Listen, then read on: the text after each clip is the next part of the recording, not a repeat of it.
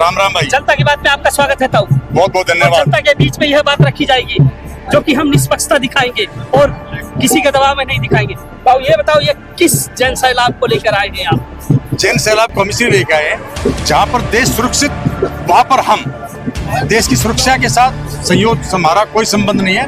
हम जब देश जहाँ सुरक्षित है, हम उस देश उसके पार्टी के साथ। ये तो ये आप बिल्ला लगा रखे हैं, कहीं ना कहीं ये अहिर रेजिमेंट, ये उन वीर अहिर योद्धाओं का है जिन्होंने 18 नवंबर 1962 को चाइना के साथ युद्ध में गुत्थम गुत्था की लड़ाई बगैर हथियार अमनेशन की लड़ाई लड़ी थी और 114 वीर अहिर वहां पर शहीद हो गए थे। मैं 5 दिन के बाद आज वापिस आया हूँ रेजांगला से, जहाँ पर वीर अहिर धाम है। उन वीर अहिरों ने चाइना के नाक को चने चबाए और दुश्मन को गुत्थम गुत्था में शेर पकड़ के सिंह राम यादव और राम कुमार यादव दोनों भाई वहां पर इस लड़ाई के अंदर माजाए भाई, जिज्जा साला, मामा भांजा, फूफा बेटा, सभी नाते इसके अंदर थे। और ये 123 वीर अहिर थे, जिनमें से 114 शहीद हो गए और 114 शहीद हुए, 13 बचे, जिनका कमांडर मेजर शैतान सिंह था। और भारत सरकार ने, माननीय प्रधानमंत्री जी ने अहिर धाम बनाया है रेजांगला के अंदर चुसूल पोस्ट पर। हम कल चारों वहां से अपना भ्रमण करके और वीर अहिरों को अपना सलाम करके वापस आए हैं। बताइए, अब कहाँ कमियां रह गई सेना के अंदर? देखिए, सेना के अंदर मैं आपको बहुत गहराई की बात बताता हूँ जी। जब हमारे पास कांग्रेस का राज था जी, तो मैं श्रीनगर के अंदर कार्यरत था। हमारे हाथ में हथियार होते थे, पीठ पर हमारा सामान होता था और हमें लोग धक्के देते थे, हमें हमारे थप्पड़ मार देते थे। हमारे पास हथियार चलाने के लिए आदेश नहीं था, वो अधिकार नहीं था। आज जब से मोदी सरकार आई है, हमारा शान बढ़ी है और हमारे को अधिकार मिले हैं। और रहा आपने बात की थी सेना के अंदर अग्निवीर। जी, अग्निवीर एक ऐसी योजना बनाई है जिससे सेना के अंदर यंग जवान भर्ती होंगे। जी। प्लस जो बेरोजगारी है उसकी बेरोजगारी खत्म होगी। नंबर 2, जवान, हर व्यक्ति के अंदर डिसिप्लिन आएगा। जब फोर्स का मेंबर आता है तो उसके अंदर एक डिसिप्लिन उसके अंदर कायम हो जाता है। प्लस आज बच्चे को कंपनी बाहर 15,000 20,000 रुपये देती है, लेकिन सरकार उसको 35,000 रुपया रहना, खाना, ड्रेस देती है। और जब वो घर आता है तो उसको एक मुश्त 27 लाख रुपया देती है। प्लस 25% सेना के अंदर, 25% पैरामिलिट्री में और 25% इसमें स्टेट पुलिस के अंदर। उसके बाद रह गए 25 वो रह जाएंगे, उनको किसी न किसी जगह पर सरकार जगह देगी। तो इसलिए अग्निवीर गलत नहीं है, अग्निवीर एक बहुत अच्छी प्लान है। ये तो मैं अपने स्वार्थ के लिए इस अग्निवीर की निंदा करता हूँ, जबकि निंदा लायक नहीं है। मैं फौज के अंदर 37.5 साल सर्विस करके आया हूँ और कल ही 13 तारीख को रेजांगला गया था।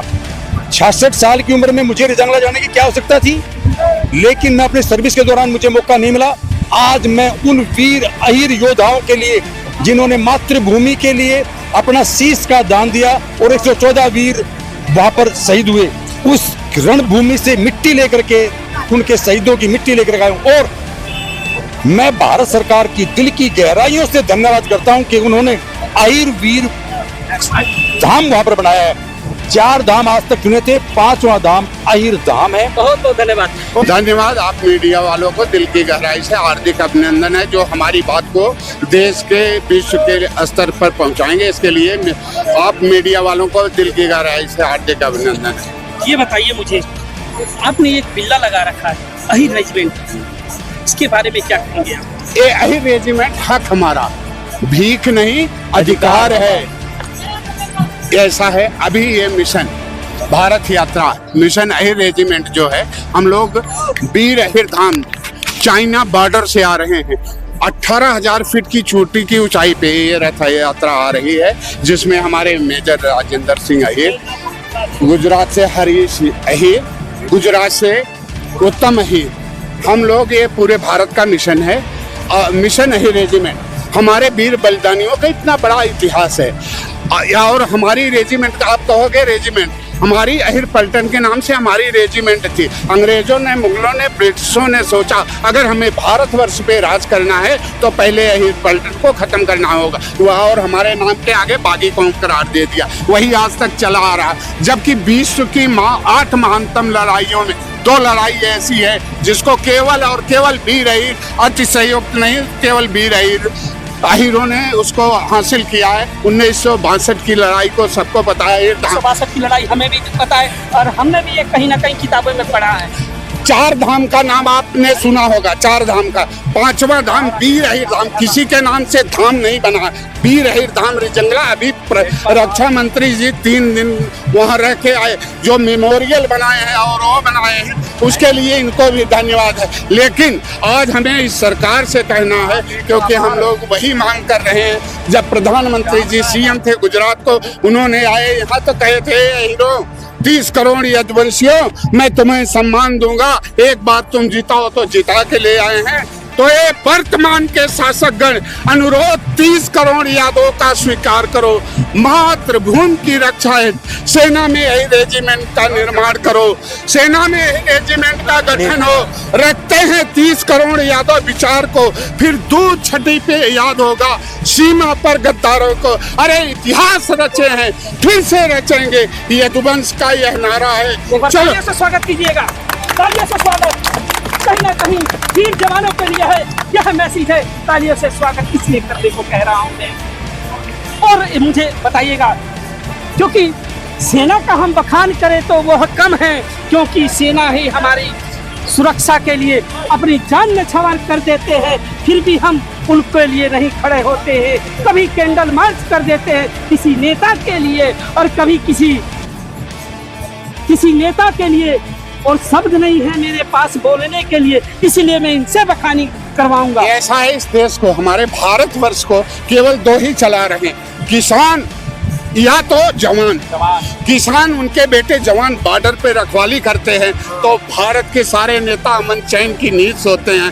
और किसान अपनी कड़ी मेहनत से खून पसीना बहा करके अनाज पैदा करता है, तब जाकर के हमारा देश स्वतंत्र होता है और भारत सोने की चिड़िया कहलाता है। इसलिए मुझे इस बात पे गर्व है कि हम किसान हैं और हम जवान हैं। और अहिर 30 करोड़ भारतवर्ष में अहिर। एक बार और अपील कीजिए। जो ये हरीश अहिर मेरे चाचा है, मैं इनका भतीजा उत्तम अहिर। आज हम 66 दिन से भारत यात्रा कर रहे हैं। हमारा गंतव्य केवल यही है कि अहिर रेजिमेंट का गठन भारतीय सरकार इसकी मंजूरी दे और भारतीय आर्मी के अंदर इसका गठन हो। बस इसी कारण से हम संपूर्ण भारत की यात्रा कर रहे हैं, गांव-गांव जाकर के हमारे भाइयों से मुलाकात करके हमारा जो गौरवपूर्ण इतिहास रहा है उसके बारे में लोगों को संबोधित कर रहे हैं कि जैसा हमारा इतिहास रहा है, जैसे हमारे भाइयों ने, हमारे पूर्वजों ने बलिदान दिया है भारतीय सेना के लिए, उसी प्रकार आगे भी हमारे भाई और तत्पर है सेना के अंदर जाने के लिए और बलिदान देने के लिए। इसी कारण से हम अहिर रेजिमेंट का गठन करने की सरकार से निवेदन कर रहे हैं। आज भारत देश के अंदर, भारतीय सेना के अंदर 33 टाइप की रेजिमेंट है। अगर इतनी सारी रेजिमेंट हो सकती है तो अहिर रेजिमेंट का गठन क्यों नहीं हो सकता? आप देखिएगा, जब से भारत देश आजाद हुआ है तब से लेकर के अभी तक हमारे पूर्वजों ने, हमारे भाइयों ने इतने बलिदान दिए हैं।